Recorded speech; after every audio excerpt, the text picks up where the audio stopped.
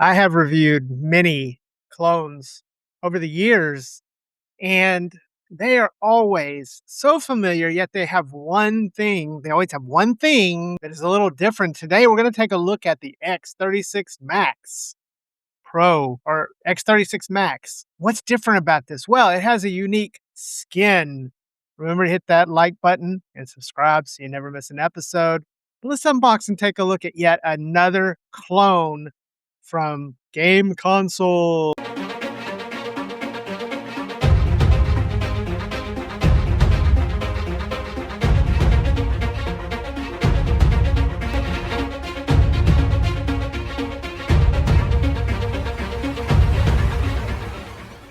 As always, we'll start with a box here and materials. You know, materials are weird. So we have the open source console. Looks like many of the other open source console boxes we've looked at over the past few years. We have a 4-inch 720 by 720 screen. Okay, a screen we're very familiar with. We saw way back in the RGB 30. We've seen it in so many iterations now.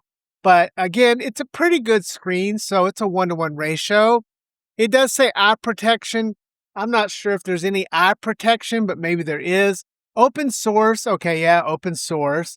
X36 Max. I think they're going to run out of ways to call this R36, R36S, R36 Max, R36 Ultra, R35S, X36, X36 Max. I mean, come on, they're going to run out of time after a while. It does have the consoles on the front along with that cracked skin. Turning the box around, and we do have the colors on the side. Now they have these solid colors and they have this one interesting crystal see-through.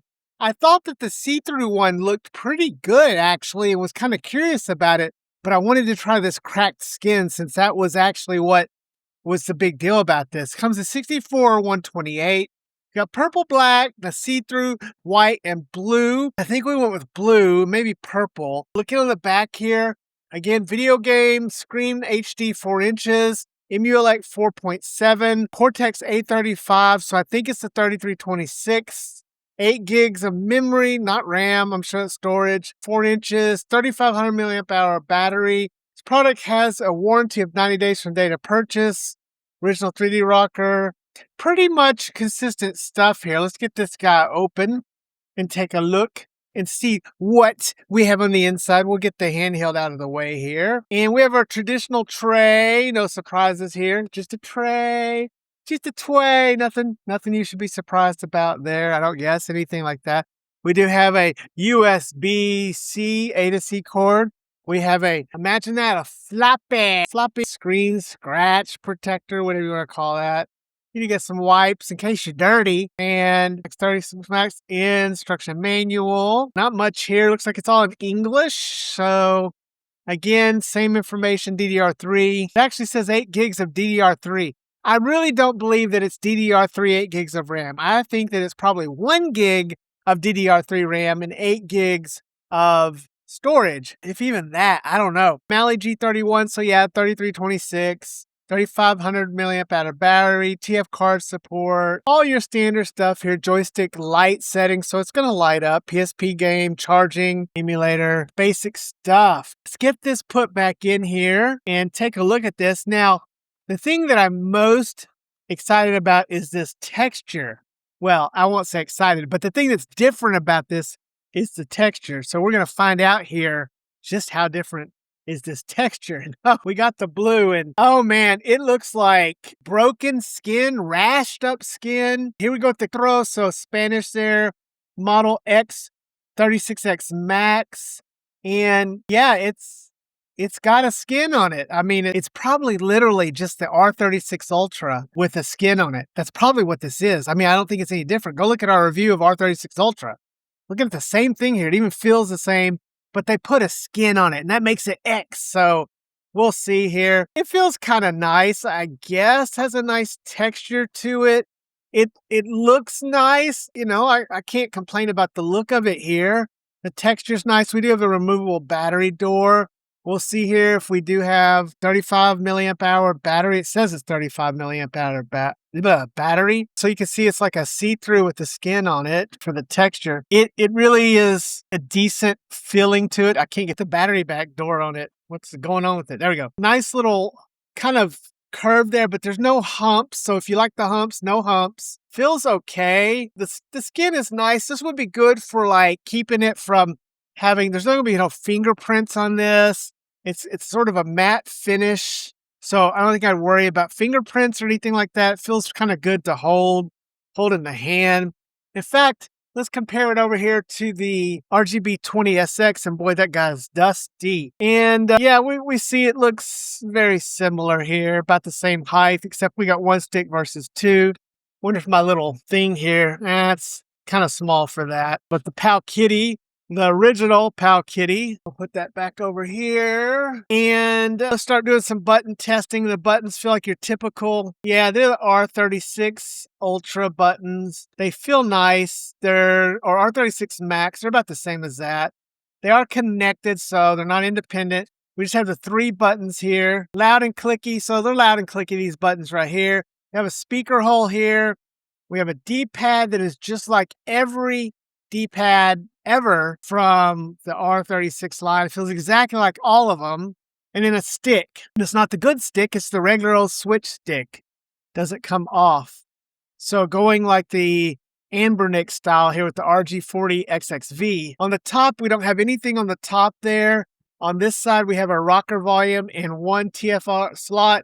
On the bottom, we have dual ports, OTG, a DC port, and your headphone jack. Then we have another TF slot on the other side here. That one's not populated, and we have a reset button. Okay, when we come back, we'll have this thing booted up and take a look at the EmuElect. I'm not expecting much difference here from the other ones. We'll just talk about this overall handheld and what I think about it. We'll be right back. Hey guys, sorry to interrupt the video, but I wanted to take a moment to talk to you about something sent to us by our friends at Mech DIY. So they sent us over an amazing card. It is the Surwish 256 gigabyte card for your Miu Mini Flip. That's right. If you want to have just a pre-set up experience with the games properly scraped with an amazing custom firmware that they created, then check out the link at the bottom here and get your own version of the Surwish OS for the Miu Mini Flip. Now, I've been playing this and testing it out, and it has a bunch of awesome themes. It's got everything set up easy to go, and it is based on a version of CrossMix. So yes, this is awesome. I do highly recommend this. And again, if you already have the Flip, you can simply buy the card, or you can buy the card with the Flip itself. Again, hit the link at the bottom. We want to thank our friends at Mech DIY for sending this over for us to look at and test. But yeah, this Surwish is awesome. Also, check out the open source firmware at the GitHub. If you would want to set it up yourself, you can do that as well. Anyways, back to the show. All right, let's get this thing booted up. Hold the power button here. And again, this is sort of a interesting X36 Max. Nice bright screen, so no surprises here. This is a screen I expected. I'm kind of liking the way this feels, the texture on here. I gotta admit, it's not too bad. Feels pretty good. It's a little cracked skin here. I guess like, I don't know, alligator skin maybe. Alligator skin, you do it. So yeah, we're loading up into a typical screen here. No surprises. Let's see if we have any themes here. It's always that theme. Why always that theme? Go to our user interface, theme set. We do have Kodi. I like Kodi better. All right, so here's our typical Kodi. Looks like we have all the systems we would expect here. Let's see if it has Dreamcast or N64. We'll try N64. It does have the one stick for N64, so I guess that's good. It has the stick. We know the Rockchip 3326 doesn't really play N64 very well. Do some cruising on here, see how this thing sounds. I'm expecting it again to be pretty much just a rebranded R36 Ultra or R36 Max, the original. It's pretty much what we're looking at. And I think it just reset on me. Is that what happened here? I don't know, because it certainly doesn't look like it's booting the game. So we didn't even try the triggers on the back. These are the big style triggers. They're okay. They're not bad. Yeah, it kind of just dumped out of there, didn't it? Let's see what ports they have. Stardew Valley. Why am I not surprised that that's on here? Let's go back and try this N64 again. I don't know why it crashed. That's not a good sign. The Dreamcast, PSP, a lot of systems that probably shouldn't be on here. Well, where the heck did N64 go? Now I can't find it. Nintendo. Okay, here we go. Super Famicom, Super Nintendo, 64. We'll try something else. Try this automobile Lamborghini. We'll try that, see how that works. Yeah, the texture is pretty interesting if you like this. It's doing it through RetroArch, so we don't have an actual emulator. Load it up okay. Play the arcade here. Let's hear the sound on this. Turn it up. You know, when I turn it up, it crashes. It did not like me adjusting that. So that's not a great sign here. It's what you get when with some of these consoles. That's a problem with these $35 to $40 consoles. Can't say that so far we're having a wonderful experience with this. I think the R36 Max is probably better so far. Let's try something different then. Let's try PlayStation. We'll see what happens with PlayStation. Again, N64 really shouldn't even be considered for the Rockchip 3326 anyways, because that's not really a strong CPU for Dreamcast or N64. Yeah, it can boot some of the games, but this really should go at PlayStation 1 and below. And it should have no trouble doing this, but I'm going to try the sound again and see if it's crashing on it, which wouldn't be the most favorable of outcomes here, but it does have front-facing speakers, so that's a good thing. Having the front-facing speaker. We'll load in here. PlayStation 1 memory card, and so far Asterisk is in the, looks like the 4:3 is the 1:1 ratio screen, so that's what it'll look like. PlayStation 1 will be Oblex. Now I'm kind of afraid to turn the sound up. I need to turn the sound up for the video, but I'm a little cautious with that because I don't know if it's going to just crap out on me again. Shoot and score, fire, reload. Okay. The menu button. Let's see if we can get the full. Okay, we have full RetroArch. That is good. So we have the full RetroArch. So yeah, this is pretty much reminding me of the X36. I mean, the R36 Max. Sure is taking a while to load here. I'm going to try to turn the sound up and see if it's going to crash this thing out. And it crashed again. That's not a good sign. I'm going to have to say that's just not a good sign. Let me go into the menu and see if I can adjust the sound here, but we're kind of having not a good experience with this handheld out of the box. Again, this is just right out of the box. Gotta say, they did a good job on the materials here. This is really growing on me, this look and feel. Feels nice. It'll keep dirt off, have sweaty hands, but not digging the way that this thing is doing on sound. Here's system volume. Let's see what happens if so it's definitely working, just kicking out of that emulator for some reason. Not really sure. Let's see what version we have here. XGB36, OpenGL, Mali. So theoretically, we could get some of the custom firmware on here. Dark OS might be available for this. I don't know. It probably needs to have the panel and all that tuned, but it might work for it. Let's try one more game here to see if we can get something to play without. Tekken is always fun on this PSP. Now, PSP, a 16:9 system on this 1:1 screen, of course, is not going to look fantastic. So don't expect to have a great experience playing PSP. You can see here, look how letterboxed it is. It looks kind of ridiculous. You can, of course, change this by going into, let's see if it's PPSSPP.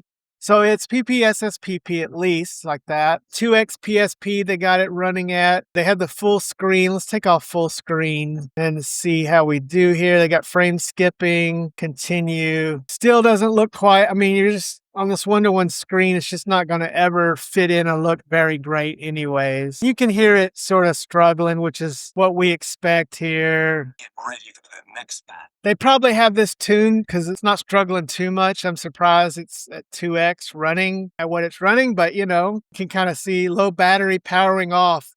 So this thing out of the box didn't even have enough battery. Wow, okay.